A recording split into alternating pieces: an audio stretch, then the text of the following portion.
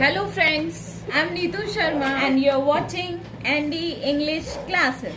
The friends, our today's topic is types of clauses. My last video was on the difference between clauses and phrases.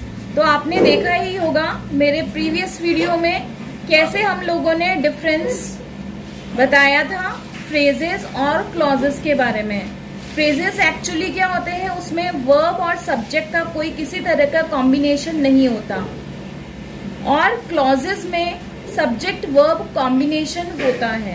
Okay, so now in today's video we will discuss about the types of clauses. Okay, इस video को end तक जरूर देखिए and if you like my channel do like, share and subscribe my channel. See, types of clauses. There are two types of clauses. Number one, main or independent clause, and the second category is subordinate or dependent clause.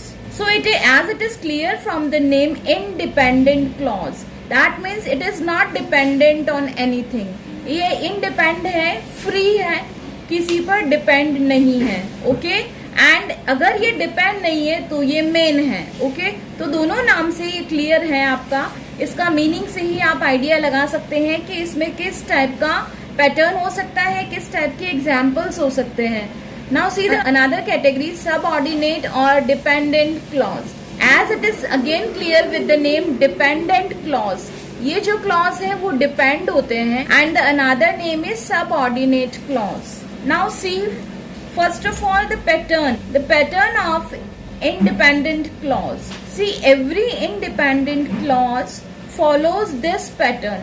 See the pattern, subject plus verb is equal to complete thought. जैसा आपको मैंने अपने previous video में बताया था कि subject verb के combination वाले सेंटेंस को, या जहाँ पे सब्जेक्ट और वर्ब का कॉम्बिनेशन होता है वहां हम इंडिपेंडेंट क्लॉज उसे कहते हैं। नाउ अब जब हमने इसी को ही डिवाइड कर दिया है, क्लॉजेस को ही डिवाइड कर दिया है, तो आपका यहाँ पे एक कैटेगरी में आपका आएगा कंप्लीट थॉट। आपका यहाँ सब्जेक्ट है और वर्ब है और आपका थॉट भी कंप्लीट है। Okay, so it is called independent clause. Now C on the another side, A dependent clause follows this pattern. अब dependent clause का क्या pattern है?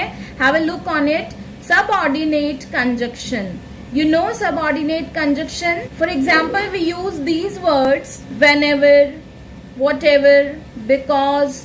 There are many subordinate conjunctions जिनकी लिस्ट में आपको प्रोवाइड कर दूंगी। तो यहाँ पे क्या डिफरेंस है आपके पैटर्न में, इस पैटर्न में और इस पैटर्न में? देखिए, यहाँ सबऑर्डिनेट कंजक्शन आपका आता है स्टार्टिंग में और सब्जेक्ट और वर्ब आएगा उसके बाद में। तो see the pattern again, subordinate conjunction plus subject plus verb is equal to incomplete thought.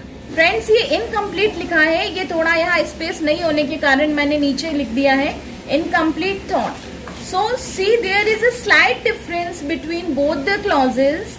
Independent clause में आपका सब्जेक्ट प्लस वर्ब होता है और आपका जो थॉट होता है वो कंप्लीट होता है। And see the on the another side, यहाँ आपका सबऑर्डिनेट कंजक्शन से आपका पैटर्न स्टार्ट होता है और यहाँ अभी सब्जेक्ट वर्ब तो होता है बट आपका थॉट जो होता है वो इनकम्प्लीट होता है, तभी तो ये डिपेंड है, इसीलिए तो इसका नाम डिपेंडेंट क्लॉज है। Okay, now come to the examples. It will be clear from the examples. Lazy students always complain. Now see, lazy students. अब students आपका है subject. Always complain. Complain is verb. So subject is there and verb is there. Okay, और आप देख सकते हैं कि यहाँ पे thought complete है।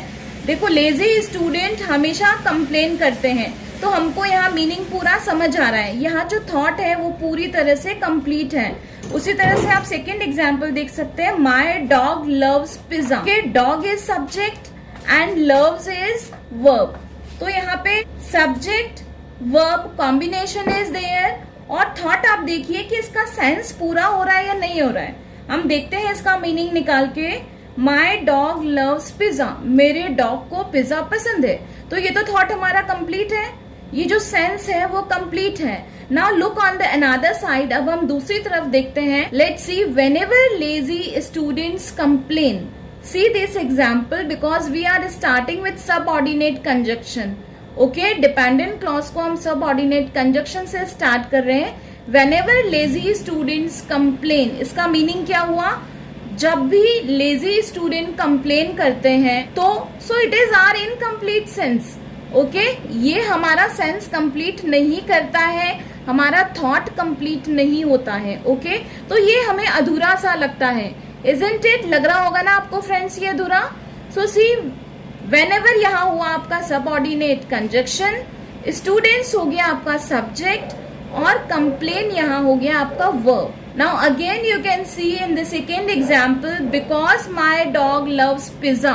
अब इसका भी आप हिंदी मीनिंग निकाल के देखिए, क्योंकि मेरे डॉग को पिज्जा पसंद है. So it is, we are starting with because. तो ये आपका अगेन सेंस यहाँ आपको इनकम्प्लीट लग रहा है. It means incomplete thought. यहाँ आपको दोनों सेंटेंस में आपका थॉट इनकम्प्लीट है एंड दिस साइड आपका थॉट कंप्लीट है. तो बेसिक डिफरेंस दोनों में यही है फ्रेंड्स. यहाँ आपका थॉट कंप्लीट है और यहाँ इनकम्प्लीट है. Now let's see, let it will be more clear. See the important point two remember. What is the important point in the category of independent clause is that every sentence must have at least one independent clause. इसका मतलब क्या हुआ? हर sentence, आपका जो भी sentence है उसमें at least एक तो इंडिपेंडेंट क्लॉज आपका होगा ही होगा विथ ए कंप्लीट थॉट, जो कि आपके थॉट को कंप्लीट करता है. अब come on another side, important point two remember is that a dependent clause can never stand alone. Okay, जैसा कि नाम से क्लियर है, मैं आपको कई बार बता चुकी हूँ, डिपेंडेंट मतलब ये डिपेंड रहता है दूसरे पर. तो dependent clause can never stand alone, क्योंकि ये डिपेंड है तो ये कभी भी अकेला नहीं रह सकता as a complete sentence. So we must attach main clause to it. तो इसके साथ हमें हमेशा क्या अटैच करना पड़ेगा? मेन क्लॉज या इंडिपेंडेंट क्लॉज हमेशा हमें इसके साथ अटैच करना रहेगा. Now see the examples. Whenever lazy students complain, ये जो हमने इनकम्प्लीट देखा था पहले, उसे हम कंप्लीट कर रहे हैं. So let's see, whenever lazy students complain, she throws chalk pieces at their head. इसका मीनिंग क्या हुआ? जब भी लेजी स्टूडेंट कंप्लेन करते हैं, she throws, वो क्या करती है? चौक के पीसेस मारती है at their head, मतलब उन बच्चों के सर पे. Okay, so what is the thing here? See, whenever lazy student complain, ये तो आपका हो गया सबऑर्डिनेट क्लॉज. ओके, और जो पीछे वाला है, she throws chalk pieces eight their head, it is main clause. Okay, तो ये मेन क्लॉज तो आपका स्टैंड हो सकता है अकेले, बट हमने सबऑर्डिनेट क्लॉज को सपोर्ट करने के लिए हमने मेन क्लॉज का सपोर्ट लिया है. Okay, now come to the second example. Because my dog loves pizza, क्योंकि मेरे डॉग को पिज्जा पसंद है. He never barks at the delivery man. देखो कितना समझदार डॉग है ये, क्योंकि इसको पिज्जा पसंद है तो इसे पता है जो डिलीवरी मैन आएगा उस पे इसको बार्क नहीं करना है. So it is the main clause. Okay, you can say it is the main clause. ये आपका हो गया main clause. He never barks at the delivery man. Now because my dog loves pizza, ये आपका हुआ subordinate clause. Because it depends, इसको ये depend करता है किस पे? इस पर.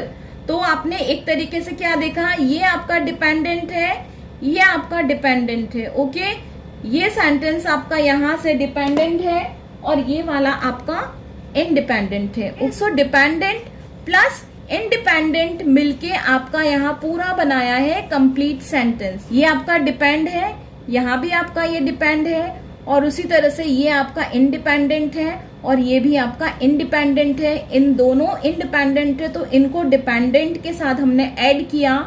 सी, it is the only another name subordinate clause and dependent clause, both are same. तो इसको हमने इससे ऐड किया. Then a meaningful sentence is there. Now see, you can have a look on it also. See, clauses, it is divided into two parts, जो कि अभी मैंने आपको explain किया. And this subordinate or dependent clause again divided into three parts. Okay, that is noun clause, adjective clause and adverb clause. So about subordinate clause or dependent clause, we will see in my later on videos. Okay, for today, that's all about it. Take care. Thank you.